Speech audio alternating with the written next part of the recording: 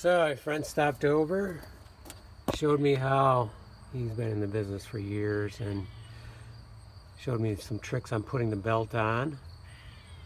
So we got it on. You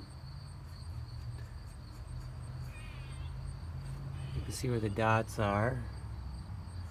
And we started it up and it runs.